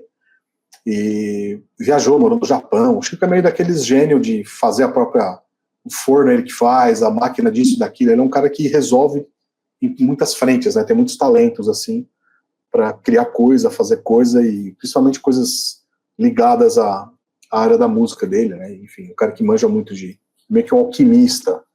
Então um cara que na época já fazia pratos pra gente, a gente já fazia sempre nesse esquema de Batera Clube, sempre tentando buscar fazer uma coisinha diferente, ter um produto diferente que ninguém tem, tentando agregar uma outra marca, agregar outras coisas para se diferenciar do mercado, né, para não ficar só fazendo o que todo mundo já faz, tendo o que todo mundo tem, que no final das contas acaba sendo isso, 90%, mas você tem que ter uns 10% ali, 15% de coisas autênticas sua, né, então eu fazer prato com o Chico já vem dessa época, que eu mandava uns pratos para ele, Orion, mandava umas coisas para reformar, fazia umas linhas, enfim. Já trabalhava fazendo pratos, tornando pratos acessíveis, pratos bons mesmo. Então, muito tempo já que a gente fazia isso, fez por um bom tempo, até chegar ali por volta de 2018/2019, quando ele já trabalhava com prato, lá fazia, já, como eu falei, já há um tempo, e eu fui visitar ele pessoalmente em Avaré, a fábrica ele tem até hoje esse canto lá no fundo da casa dele, lá, que ele faz umas reformas, umas coisas, e a fábrica toda era meio lá, e depois foi para um outro lugar, que é um outro galpão que era da família do Piero, que é sócio dele, e foi a segunda fase da Domene lá, que foi onde eu fui até levar o Bala e o Las Casas lá, inclusive, já era um segundo estágio da Domene, já com o BFC, que partiu ali de 2018 para 2019, o Chico trazia Blank da Turquia, e falou, Chico, mas você traz da Turquia, maravilhoso, mas você manja fazer fundição, né, você manja fundir prato, você já vai lá, aprendeu, você manja todos os processos que tem que fazer, manja, então eu falei, vai fazer, cara, a fundição, cara, faz a fundição, porque seria um sonho a gente ter um B20 200% brasileiro, e seria muito importante. E aí, cara, muita grana, ele pegou um sócio, que depois deu problema, mas esse sócio, querendo ou não, deu um impulsinho no começo para tentar fazer a própria fundição, o maquinário e tal e coisa, enfim. Então, foi desde lá, cara. Na verdade, eu botei muita pilha nele, a gente arcou ali, claro, fazendo pedido, pegando prato e tal, e foi meio junto, cara. A gente veio crescer essa parte de prato junto com ele. Então, aí pensei na BFC, fazer uma marca, aquele esquema que eu te falei, de sofisticação, tentando ter sofisticação, tentando ter bom gosto, entregando muita sofisticação, bom gosto, porém acessível, né? Então, que é uma segunda briga que a gente vai ter agora relacionada a aumentos de preços e tudo mais, que a gente está nos bastidores conversando bastante para tentar. BFC sempre tem que ser um produto que vale mais do que custa, né? O foco é você ter produto que custe entre o chinês e o turco, não pode custar igual ao turco, não porque não é melhor que turco, mas é porque a gente está no Brasil, cara, a gente está fabricando aqui, a gente tem que dar um jeito de ter um produto brasileiro que fique entre o chinês e o turco, e o BFC é um grande sucesso no Batera Clube nos últimos 5, 6 anos por conta disso, porque entrega muito pelo que se paga, e isso a gente não pode perder, a gente tem que dar um jeito de não perder isso, seja como for, e a gente vai continuar lutando para isso. Então, assim, fazer um produto sofisticado, um prato para gringo, só que acessível para o brasileiro. Então, obviamente, R$1.000 num prato, 1.500, 2.000, é caro para todo mundo, vai ser, mas é um produto que se você pegar e ver o que está sendo entregue por esses R$2.000, por esses R$1.000, você vê que realmente vale o que custa se você comparar com outros gringos, que obviamente tem muito mais nome, muito mais merecidamente outros valores, né, que custa 3, 4 vezes mais, 2 vezes mais, 3 vezes mais, enfim. Então, assim, criamos esse esquema, botei pilha nele, botamos uma grana de pedido na época e a coisa se desenrolou. Então eu sempre tive vontade de fazer marcas, sou muito apaixonado por marca, por branding, por desenvolvimento, gosto de todas as marcas que têm destaque de qualquer segmento, de tênis, de carro, de avião, sou apaixonado por marca, por história de marca, por brand, então isso obviamente cai no Batera Clube, a gente dá uma importância muito grande nisso, dá importância para as marcas dos produtos, por isso que eu gosto sempre de falar de marca, não tenho aquela coisa, né, os caras compram a bateria, vai lá e tampa a marca, não vou fazer propaganda na bateria. Aí se ele compra uma Mercedes, ele não tampa lá o logo da Mercedes, né? Ele quer que veja a Mercedes lá. Parabéns, tal. Uma bateria ele quer tampar, que ele não quer fazer propaganda. Um trouxa, né? Porque na hora do vamos ver, ele vai estar tocando por aí, aparecendo direto na mídia, não sei o que, com a bateria. Uma hora o cara da marca pode bater nele lá, e aí, cara, vamos fazer uma parceria aí, quer entrar, pá? Aí os caras tampam, mas não vão fazer propaganda. Cara, é tão importante você fazer propaganda do que você tem, não para se aparecer. Você vai num show, você tem, não tem um exemplo, né? Não tenho nada da Pearl, mas você vai num show e põe lá a marca Pearl, quem tá vendo você tá, pô, esse cara investe, esse cara tem equipamento bom, esse cara é caprichoso, esse cara olha os pratos dele, olha o equipamento dele. Isso daí, cara, hoje em dia conta demais. Eu tô falando ontem com os camaradas de toque em banda e tudo mais, o cara sendo contratado para gravar um DVD ao vivo porque as ferragens dele são bonitas. Olha isso. Então, o cara gravou um DVD, cara. Ganhou mais de 2 pau para gravar o DVD ao vivo, porque as ferragens dele são bonitas. Ele foi lá e tocou ao vivo lá, ensaiou e tocou. Ganhou mais de 2 pau. Teve ensaio, tudo mais, porque as ferragens são bonitas. O baterista da banda mesmo, que faz a estrada, é outro, né? Meio encarangado lá dos produtos. Mas esse aí veio gravar o DVD por causa do visual do cara. Então, enfim. Então é importante você mostrar as coisas, falar de marca e falar de brand, porque se a marca é famosa e está aí há muito tempo e fazendo um bom trabalho, é porque ela tem um valor que a gente deve se inspirar nela, eu vejo, né, pra mim. Bom, não sei se eu respondi o negócio do prato direito que você queria ouvir, era meio isso aí? Então, é isso, 18, 19, tipo, vamos fazer, criei a marca, eu tava viajando em Curitiba, sei até o lugar que eu tava, fazendo a curva, eu falei, porra, Brazilian Finest Symbols, prato pra gringo, acessível no Brasil, Brazilian Finest Symbols, BFC, o gringo gosta de nomes abreviados, né, FBI, VW, né, GM, puta, legal, General Motors. Hoje são quantas linhas, Ricardo? Brazilian Finest Symbol, tá? Cara, é bem enxuto de linha no geral. Tem bastante prato, mais de uns 30 modelos diferentes um do outro, mas de linha tem a Versálico e a Dry Dark. Condensei tudo nas duas. Dry Dark, a linha é um pouco mais sofisticada, não, mas um pouco mais, esqueci o nome da palavra que eu uso direto aí, mas um pouco mais rústico, um pouco mais controlado, um pouco mais tradicional, um pouco mais raw, mais grave, e o Versálico, pratos um pouco mais versátil, até como o nome parece, deixa levar, né, Versálico, versátil, mais brilhante e tal. Então, a gente pegou vários pratos até que estavam em outras sublinhas, lá BC de Batera Clube, isso que a gente meio que enxugou tudo e colocamos ali tudo sendo ou Dry Dark ou Versálico. Então, e aí diversos pratos aí dentro. Então tem Versálico Power Crash e Versálico Normal Crash, ou Crash normal. Tem Versálico Power Bell Ride, grossão pesado, e tem Versálico Ride normal. Tem Versálico Power Hatches e normal. Dry Dark tem o Dry Dark com Light, que é Itin de Ride, que é todo traditional, e tem os Raws escuros. Então, enfim, aí vai meio que só calibrando assim para não ficar muita linha perdida, né? E vão chegar outras linhas em breve também, já dando um spoiler aqui. Vai ter mais 4 linhas de BFC também, um importado e outro feito no Brasil. Então vamos ter 3 linhas vindo da Turquia, ó, já estou dando spoiler que ninguém sabe, hein?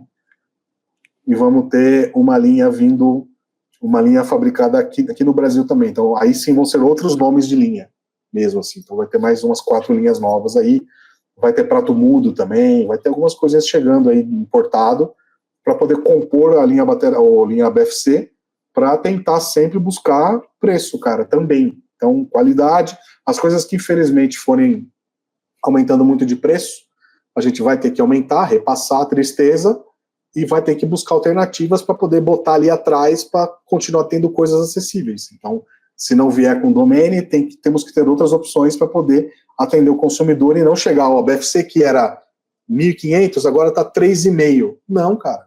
Não vai dar. Calma. Então, em vez de vender 10, vai vender 1. É esse o número que vai ser. Então, vamos fazer o quê? Vai ser assim mesmo e tudo bem? Não. Então a BFC também, como Batalha Clube, tem cultura, tem responsabilidade, tem vontade, né? Então temos que ocupar o que tinha ali antes, temos que dar alguma opção. Se vai ser, é melhor, é pior, não sei o que, aí vamos ver. O que eu tenho certeza é que a gente vai sempre buscar trazer o melhor possível em todos os sentidos, sempre, o tempo inteiro, né? A busca é sempre essa. Então, é isso que vamos fazer. Olha aí, já tem novidades, galera, da BFC.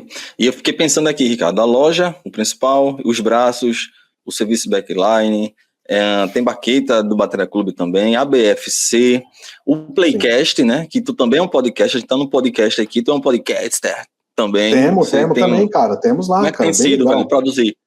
Tem curtido? Como é que tem sido a experiência? Muito, eu adoro. Eu, por mim, só ficava fazendo coisa de conteúdo de internet, cara. Mas, infelizmente, o meu trabalho insano é fazendo parte burocrática, é trabalho de CEO mesmo, de diretor, né? Trabalho de quem faz o executivo mesmo da parada. Então, eu acabo ficando muito tempo focado em subir nota, fazer pedido, comprador, reposição, ver as partes de marketing, enfim, desenvolver um monte de outras frentes. Acaba tomando tempo e não conseguindo fazer aquilo que eu realmente gostaria de fazer mais conteúdo, aparecer mais e tal. Mas o podcast é meio que acaba sendo a sala da minha casa, sabe? Então, onde eu posso receber as pessoas. Gostaria de gravar um por mês, ainda não estou conseguindo. Essa é a meta, um por mês. O próximo vai ser do Aposan, que deve ser lançado semana que vem. Aposan junto com o Silvio Tonelli da Williams, bem legal os dois. E o outro vai ser com o Sérgio Sacani e o Bruno Valverde. O Sérgio Sacani de co-host, que é o nosso querido cientista aí, o maluco por foguetes, que também toca batera, adora batera, tem experiência com batera, tem vida com batera, e o Valverde junto, que é amigo dele. Então, puta, foi muito legal.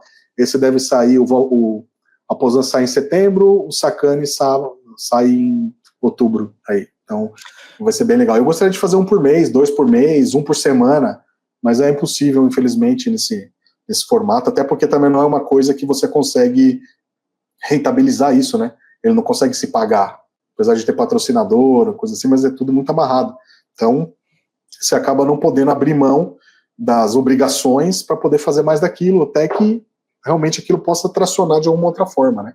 Então, você tem que fazer um pouquinho para ver o que dá, e se aquilo te puxar para dentro, aí você vai entregando também, proporcionalmente ao que aquilo vai dando de retorno, você também vai entregando. Tem que ser meio por aí, dosado. Porque depois que a gente tem, né, empresa, ou você tem um compromisso de pai, de família, não sei o quê, você fica preso a uma coisa que, se você soltar também, você tá lascado. Então, tem muita responsabilidade, né, cara? Então, você tem que ir meio que dosando. Mas eu adoro. Por mim, faria muito mais conteúdo de internet, assim, que é onde a gente começou, né? Nosso canal é muito antigo. O canal do Batalha Clube no YouTube é o primeiro canal do mundo de loja especializada a chegar em mais de 100 mil. Então, você vê o brasileiro, pô, fantástico, ajudou a gente até nisso. Então, a primeira loja especializada do mundo em bateria a ter mais de 100 mil inscritos foi o Batalha Clube, cara. Isso faz uns 5 anos já. A gente passou de 100 mil. Então, você vê que, pô, é um alcance. A galera chegou junto com a gente. E outras, né, estão vindo, gringo, quando quer botar e vir para cima também, você não consegue segurar, porque americano fala com o mundo inteiro, né? Então, a gente, você vê, mesmo sendo só português, a maioria das coisas, ainda assim, mais de 100 mil inscritos. Então, foi uma conquista e tanto nossa aí, do nosso público, da nossa galera aí. Obrigado mais uma vez. Eu sou um desses, o Batalha Clube já faz parte da minha vida musical, da minha vida quanto um todo, assim, te agradecer, Ricardo, pela generosidade, cara, dizer que não pare, que você continue nos inspirando. Amém. Aí, com certeza, mano. E prosperando mais e mais. Ricardo, amém. O momento mais difícil do Batalha Clube e o momento mais feliz, velho, já te agradecendo por estar aqui trocando essa ideia, velho, prazerzão. Bom, valeu, obrigado, aí agradeço. O mais difícil e o melhor que você falou? Cara, eu acho que esses dois... Quer dizer que o melhor ainda vai vir, né? Então, esses dois, eles convivem com a gente dia a dia, assim, junto, eles vêm junto. O mais difícil é você conseguir manter uma consistência de longo prazo nas coisas, na vida, na empresa, no relacionamento, em tudo, é muito difícil, é muito desafiador, não é difícil, porque difícil é aquela coisa que você não vai muito atrás, né? Então, o desafiador é um difícil que você tem motivação para ir para cima. Então, o bom e o ruim é uma coisa que a gente convive o tempo inteiro. Até mesmo sendo brasileiro, varejista, loja especializada, todos esses desafios. Acho que as pessoas como um todo, né? Mas eu não consigo te falar aqui o que é o pior, o mais difícil. A gente falou ali de de país, custo Brasil, né, que é a aberração, e ao mesmo tempo pessoas boas como você, como nossos clientes e outras pessoas ao nosso redor vindo junto e fazendo o melhor delas todo dia, né? Então o melhor é a nossa galera ali trabalhando todo dia, os nossos clientes, as pessoas que nos ajudam a manter aquilo que a gente se propõe a fazer. Então isso é uma troca diária, é uma coisa que vem junto. E o que é pior é o desafio mesmo, né, cara? É uma coisa dia a dia, não tem um momento. Acho que a todo momento a gente tem que dar graças, agradecer, ser grato, né, a Deus por tudo que a gente tem, que a gente conseguiu, conquistou até aqui, porque tem muita gente que acha que o céu é o limite, né, que dá risada, que, é lá, cara, até essa palavra eu já quero rechaçar, cara. Quando eu ouço o céu é o limite, para mim eu tampo o ouvido, cara, porque o céu é de Deus, como diria um advogado que eu conheço, o céu é de Deus e o nosso é que onde a gente tá, baixa a bola, e para não zicar, né, falou o céu é o limite, já zica tudo para mim, assim, já sinto que, puta, já dá até vergonha.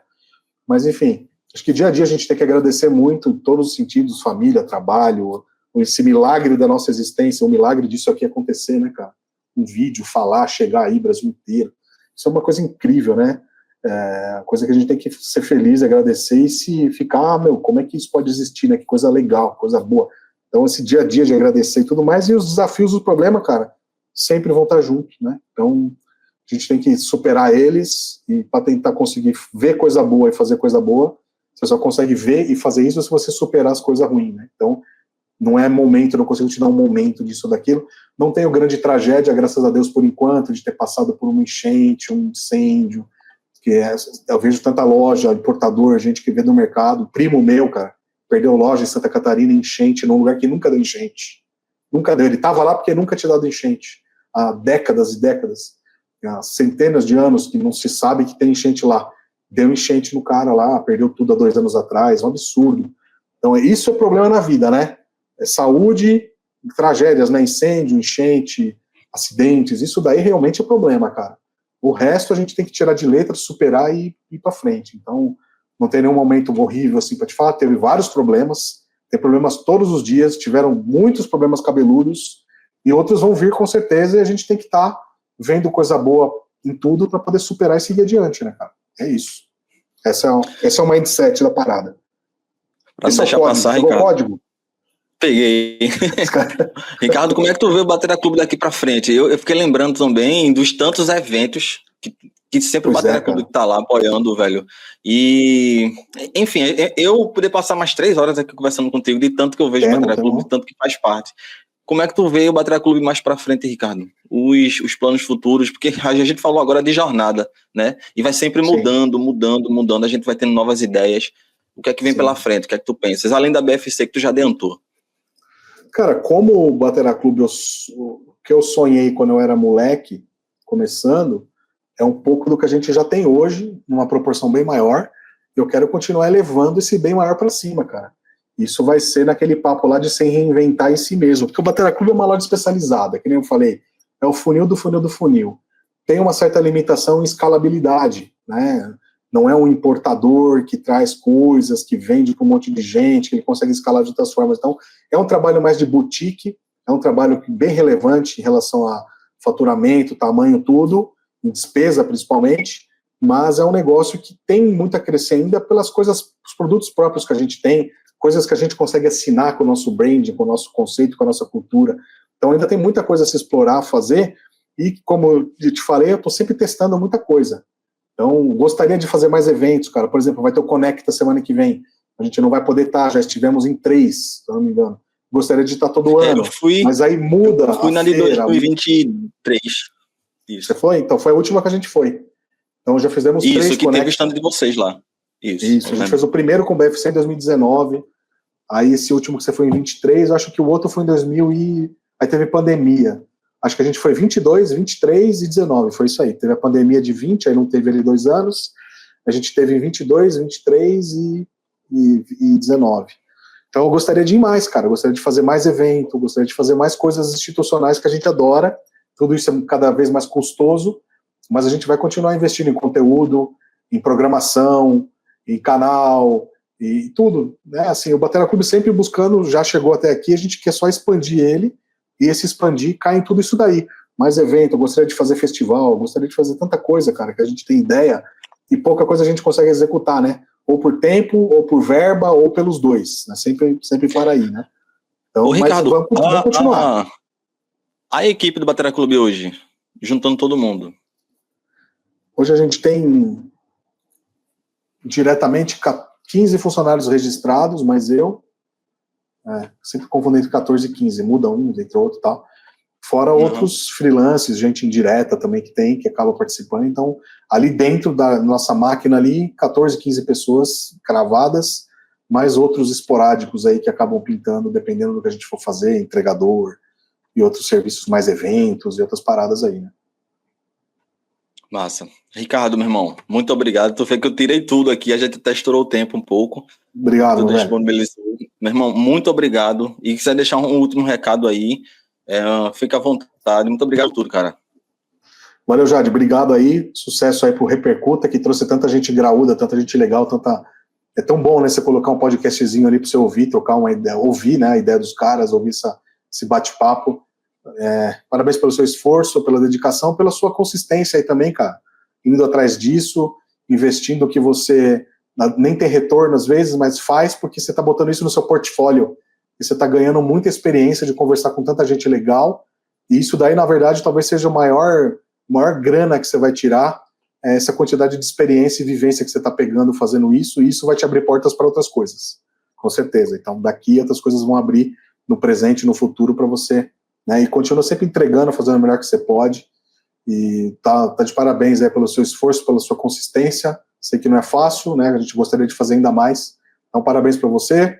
O Jade, parabéns por Repercuta, né? Podcast, sucesso aí. Muito obrigado a todo mundo e tamo junto aí, pessoal. Batera Clube na veia, Batera Clube na televisão, no YouTube, todo lado, nos virais aí, nas propagandas que você reclama. Porra, meu, propaganda aqui de novo no Instagram, não queria ver isso, meu.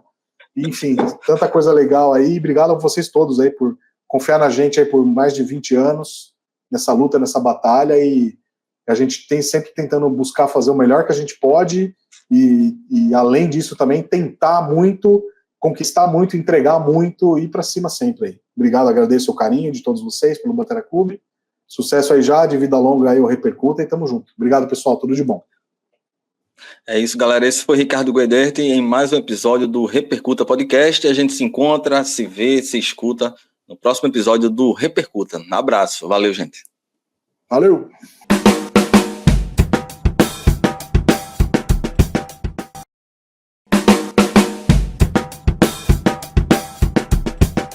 Repercuta.